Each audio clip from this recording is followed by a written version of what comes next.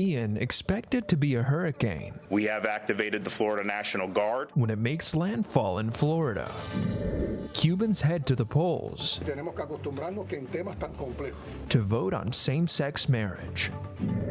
And the Dolphins taking one of the best teams in football down to the wire. These stories and more coming up on Newsbreak. Hello, South Florida. I'm Kenneth Bueno. And I'm Julian Davis. Today is Monday, September 26, 2022. Live from the South Florida Media Network's Biscayne-based studios in North Miami, this is SFMN Newsbreak.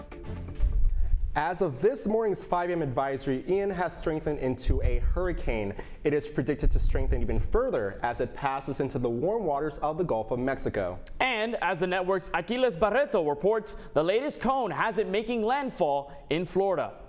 Floridians are bracing for Hurricane Ian as it intensifies while it nears western Cuba. Meteorologists predict the storm will peak at a Category 4 strength over the eastern Gulf of Mexico in the next few days before reaching the U.S. Current predictions have the hurricane making landfall around Tampa Bay. However, that doesn't mean South Floridians should start celebrating just yet. Tropical storm force winds may begin as early as Monday night, bringing with them heavy rains, strong winds, and flash flooding. Florida Governor Ron DeSantis is activating members of the National Guard ahead of the storm.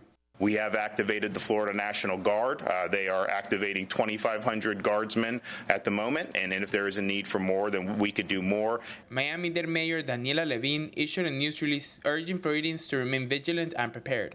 We want everyone to ensure that their emergency equipment, their hurricane shutters, their battery-operated radios. And if you haven't had a chance to put together your hurricane emergency kit, here are a few things to keep in mind as hurricane season speeds up. You want to start with a comprehensive first aid kit, a battery-powered flashlight with spare batteries, and a portable charger for your phone. A fan is always good if it gets hot, and keep those important documents like your insurance handy and sealed in case of emergency. Most importantly, have plenty of water and non-perishable food. Experts recommend to have at least 1 gallon per person for at least 3 days and enough food to last you 5 to 7 days. We will be keeping an eye on Hurricane Ian as it approaches, so I urge you to come back throughout the week for updates. In Sweetwater, I'm Aquiles Barreto for South Florida Media Network. Homes in Nova Scotia and parts of eastern Canada left ravaged by Hurricane Fiona this morning. The storm made its way through the Atlantic coast as a post-tropical cyclone early Saturday morning, flooding streets and leaving many without power. Brian Button, the mayor of a town there, issued a warning to his residents to stay home as the city attempts to rebuild. Ahead of Hurricane Ian, NASA has once again postponed its Artemis 1 launch. Tomorrow would have been the third launch attempt, but it was called off Saturday morning when NASA told its crew to stand down at the Kennedy Space Center. The U.S. Space Force released a forecast that found weather conditions in the Caribbean to be only 20% favorable for launch. NASA says it will continue to monitor the conditions in Florida before deciding when to reschedule the launch. The Dolphins remain undefeated after beating the #1 ranked team in the NFL and their divisional rival, the Buffalo Bills, here at home.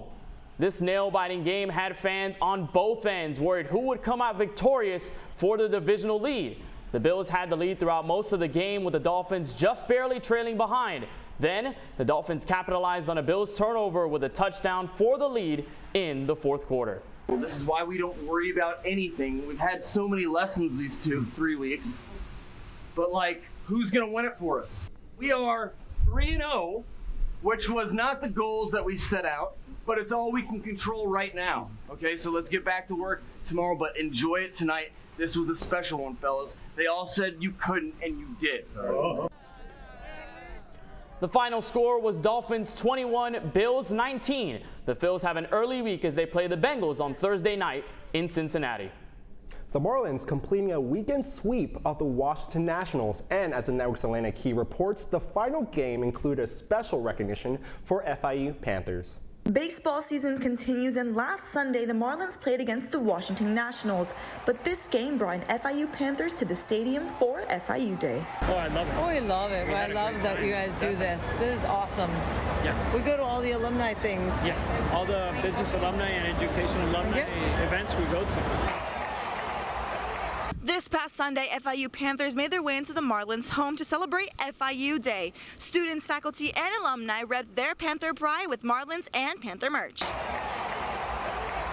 No, because our daughter... No, our daughter goes there goes now. to FIU. And our son. And our son. FIU's mascot Rory made a special appearance at the game, adding to the fun of the event. People of all ages participated, but some came with the mission of helping others. We're doing like a philanthropy event for our sorority, Ale Pi, and we're raising money for juvenile arthritis. So we happen to be doing it on the same day as FIU Day, and we just wanted to come hang out. Yeah, the event is called Strike Out Arthritis, and we decided to partner up with the Marlins this year. Elena Key for South Florida Media Network. Cubans casting votes over the weekend for a law that could one day legalize same-sex marriage on the island. That's still ahead, and so's his story. Doesn't matter where we're from, we can just be together and enjoy a beautiful Sunday evening. Miami Beach celebrating Hispanic culture and the art that makes the city world famous. We'll be back in just a few minutes. When I was in foster care, I never knew when I would have to move, so I always had my suitcase ready to go. Then one day, I was adopted. My new parents opened their hearts and home to me. My parents cook my favorite breakfast for me every morning. My parents take me on trips I never thought I would go on. They gave me a home and an even better reason to use that suitcase. My parents aren't perfect, but they're perfect for me. With Julia's autism, loud sounds can be too much. But she still loves to make music. Yeah. Play band.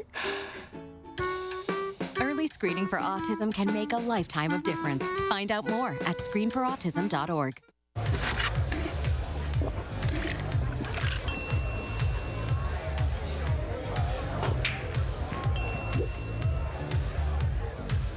If you need to do something to feel okay to drive, you're not okay to drive. Don't drive buzzed. There was an old woman who lived in a shoe. She had so many children, she didn't know what to do.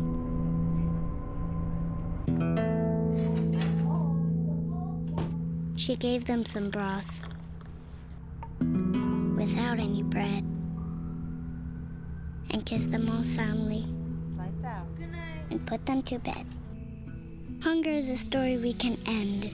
End it at feedingamerica.org. I help our fellows design their paths as creative entrepreneurs. My experiences serving startups, creative businesses, and cultural organizations, and my journey as a queer mixed immigrant with Haitian and Arabic roots, inform the co-creative environment we foster at Radcliffe. We leverage our collective diversity to encourage the building of lifelong personal learning networks and mindsets that stimulate continuous innovation. Wait, what happened to the teleprompter?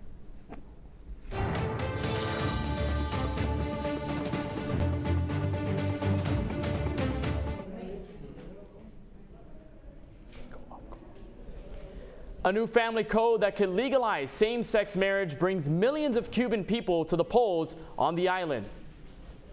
Cubans voted yesterday for or against a new family code that could legalize same-sex marriage and expand rights for LGBTQ+ couples. These rights would include adopting children. Cuba's President Miguel Diaz-Canel says he expects a positive turnout on the historic referendum. The final result of the vote has not been released. Miami Beach residents celebrate Hispanic culture with dances and live music at yesterday's Artscape. The network's Samantha Gutierrez was there. I'm here at Liberty Plaza, where organizations work together to put on a show, celebrating Hispanic Heritage Month with a little Miami spice. 7 years ago, I approached Kimberly Chu and said, we need to have a not-for-profit. So she created Global Arts Project, and 7 years later, we're still doing this and getting ready to start our 8th season. I've been to past events here and in the North Bank Trail, in the Normandy Fountain, you know, here in Miami Beach. Well, each time we do a concert, we celebrate something.